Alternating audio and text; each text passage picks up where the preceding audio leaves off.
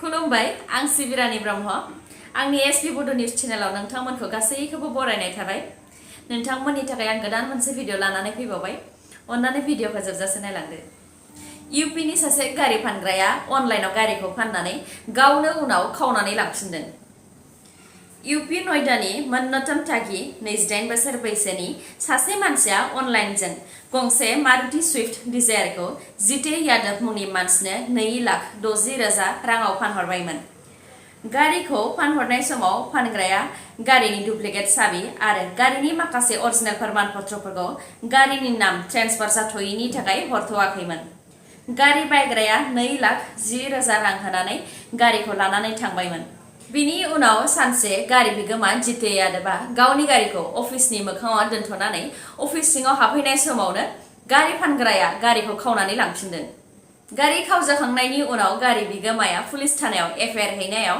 गारि सिखावखौ दाहमनो हाबाय पुलिसफोरा बुंथिनाय बायदिब्ला गारि फानग्राया ई-कमार्स वेबसाइटनि गेजेरजों गारिफोरखौ फानोमोन आरो फानहरनाय समाव बियो गारियाव जीपीएस ट्रेकिं डिभाइस लागायनानै हरफाखायोमोन बे ट्रेकिं डिभाइसनि हेफाजाबैनो गारिखौ ट्रेक खालामनानै डुप्लिकेट साबिजों खावनानै लांफिनोमोन थांनाय दान मोनसे सिगांनो इन्डियान गभर्नमेन्टआ PUBG अनलाइन गेमजों लोगोसे गासै 118 चाइनिज एप्सफोरखौ बेन खालामनानै होदोंमोन PUBG अनलाइन गेमआ बेन जाखांनायनि उनावबो जायफोरनि मबाइल आरो डेस्कटपआव PUBG लाइट PUBG मबाइलआ इनस्टल जाखानानै दंमोन बिथांमोनहा बे गेमखौ गेलेबाय थानो हादोंमोन नाथाय बेखौ मैया कमप्लिटली एबा आबुङै बन्द खालामनानै होबाय सिगां PUBGनि सार्भारा लाइभ दंमोन बेनि थाखायनो जायफोरनि मबाइलाव इनस्टल जाखानाय दंमोन बिसोरो गेलेनो हायोमोन नाथाय PUBG सार्भारखौ मैया अराय समनि थाखाय बन्द खालामनानै होबाय इन्डियान गभर्नमेन्टआ मोन 118 चाइनिजनि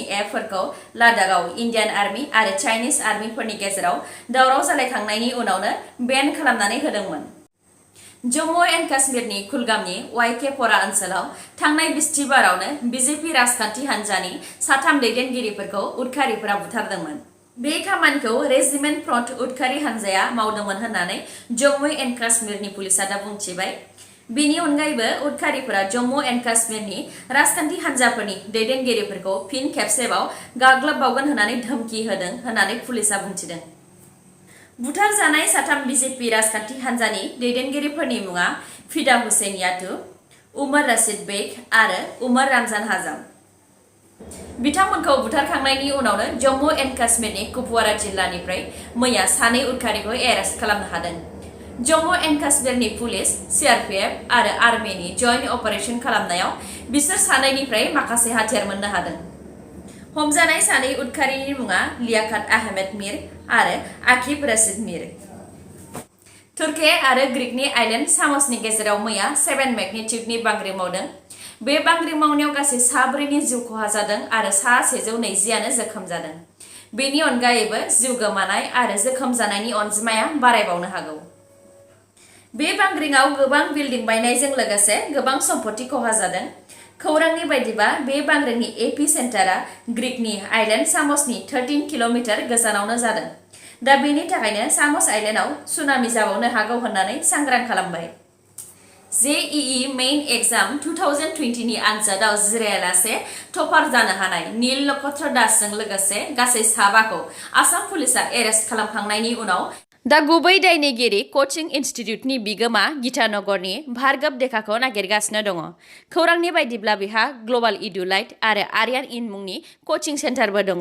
आरो बियो सिगांनिफ्रायनो दिल्ली मुम्बाइ आरो बेंगालरनि गिदिर इन्स्टिट्युशन्सफोराव रां लानानै एडमिशन खालामनानै होयो खौराङाव मोननाय बायदिब्ला भार्गव देखाया बीजेपी राजखान्थि हान्जानि दैदेनगिरिफोरजों सोमोन्दो दङ बेनि थाखायनो आसाम पुलिसआ बे केसआव राजखान्थि हान्जानि दैदेनगिरिफोरखौबो आखाय थानो हागौ होननानै सन्देह खालामदों बेनि अनगायैबो आसाम पुलिसआ मोनसे आईटी कम्पानिनि एमप्लयखौबो नील नक्षत्र दासनि जायगायाव गुबुन सोरखौबा जेईई आनजादाव जिरायहोनायाव आखाय दं होननानै नागिरगासिनो दङ भिडिअखौ जोबजासिम नायलांदो आरो नोंथाङा दासिमबो आंनि चेनेलखौ साबस्क्राइब खालामाखैबा अन्नानै साबस्क्राइब खालामदो लोगोसे बेल आइकनखौ क्लिक खालामदो जाहाथे गोदान खौरां लानानै आं नोंथांमोननिसिम फैनो हायो मणिपुर पुलिसआ थौबल जिल्लानि मोनसे ड्राग बानायग्रा जायगानिफ्राय रेड खालामनानै गासै 435 केजिनि ड्राग्स हमनो हादों मणिपुर पुलिसा माखासे स्रेट खौरां मोननानै थौबल जिल्लानि खयामुद्दिन मुंनि सासे मानसिनि न'आव रेड खालामनायाव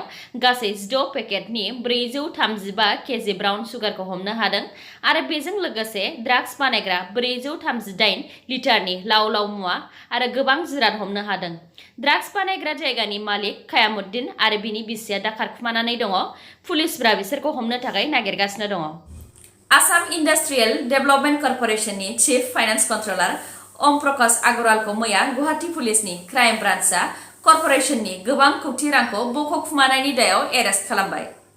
माखासे साननि सिगां AIDCनि चीफ फाइनान्स कन्ट्रोलार ओम प्रकाश अग्रवालनि थिननायाव सासे मानसिया सेन्ट्रेल बेंकनि भाङाकर ब्रान्चनि मेनेजार जानानै AIDC अफिससिम फैदोंमोन आरो AIDC अफिसआ खानारा बेंकनि काहिलीपारा ब्रान्चआव दोननाय 14 कौटि 14 क्रर FD खौ मेच्योर जाखाङोब्ला सेन्ट्रेल बेंकआव ट्रेन्सफार खालामोबा सुद बुरजा मोनगोन होननानै बुरखायफैदोंमोन। बेनि बुंनाय बायदिनो AIDCनि अफिसियेलफोरा मोजाङै नायबिजिरालासेनो फैसाखौ ट्रेन्सफार खालामनो बिथोन होदोंमोन, नाथाय सेन्ट्रेल बेंकआ ट्रेन्सफार खालामखांनायनि उनावनो बियो 2 कौटि 2 क्रर रांनि बाराखौ गावनि कलकातानि मोनसे ब्रान्चआव ट्रेन्सफार खालामनानै लादोंमोन। उनाव माखासे सन्देह मोननानै सेन्ट्रेल बेंकनि चीफ मेनेजारआ भाङाकर पुलिस थानायाव FIR होदोंमोन आरो AIDCनोबो खौरांखौ हरदोंमोन। दा AIDCआ इन्टारनेल इनकुवेरि खालामनानै chief finance controller Om Prakash Agarwal आरो एडिशनेल फाइनान्स कन्ट्रोलार राजीव मेधिखौ बे केसआव आखाइ गोनांनि थाखाय सासपेन्ड खालामबाय आरो पुलिसफोरा बिसोर सानैखौ एरेस्ट खालामबाय। बाक्सा जिल्लानि कुमुरिकाटायाव कास्टम बिफाना मैया गासै गं 11 ट्राकआव थानाय गय सुपारिफोरखौ सावदों आरो बे सुपारिनि बेसेना गासै 20 कौटि 20 क्ररसो जागौमोन। कास्टम बिफाननि मानसिफोरा बुंथिनाय बायदिब्ला बिसोरो बे सुपारि लाबोनाय ट्राकखौ गुवाहाटीनिफ्राय सिज खालामदोंमोन। आसामाव गोदानै चिफ सेक्रेटारि जासिगोन। बिथांनि मुङा जिष्णु बर'आ। बिथांनि सिगां चिफ सेक्रेटारिनि मासियाव कुमार सन्जीव कृष्ण बिथाङा दंमोन। बिथांनि बिबाना दिनै जोबनानै थांसिगोन आरो 1 नबेम्बरनिफ्राय गोदानै सायख'जानाय चिफ सेक्रेटारि जिष्णु बर'आ बिथाङा मासिखौ सामलायसिगोन। बिथाङा 1988 मायथाइनि आसाम मेघालयनि केडार IAS अफिसारमोन। मख'नो गोनांदि आसामनि चिफ सेक्रेटारिनि थाखाय 3 सुबुंफोरनि मुङा सावरायजादोंमोन। उनाव नाथाय जिष्णु बर'आ बिथांखौ सायख'नाय जाबाय। जोबनायाव दङ इन्डिया आरो आसामनि कर'नानि आपडेट। इन्डियायाव दासिम 81,32,166 नि देहायाव कर'ना पजिटिभ मोनबाय। थैनाया गासै 1,21,681। हामनाया गासै 74,30,911। आसामाव दासिम 2,06,015 नि देहायाव कर'ना पजिटिभ मोनबाय। हामनाया गासै 1,94,665। दासिम 10,421 नि देहायाव कर'ना एक्टिभ जानानै दङ। थैनाया गासै 926। मैया सानसेयाव आसामाव कर'नाजों गासै 3 थैदों। दिनैनि निउसआ एसेनोसै। गाबोन आरो गोदान निउसजों लोगो मोनफिनबावगोन। नोंथांमोना दासिमबो आंनि चेनेलखौ साबस्क्राइब खालामनानै लायाखैबा अन्नानै साबस्क्राइब खालामनानै लादो आरो लाइक, कमेन्ट आरो शेयार खालामनो दाबाव। गोजोन्थों।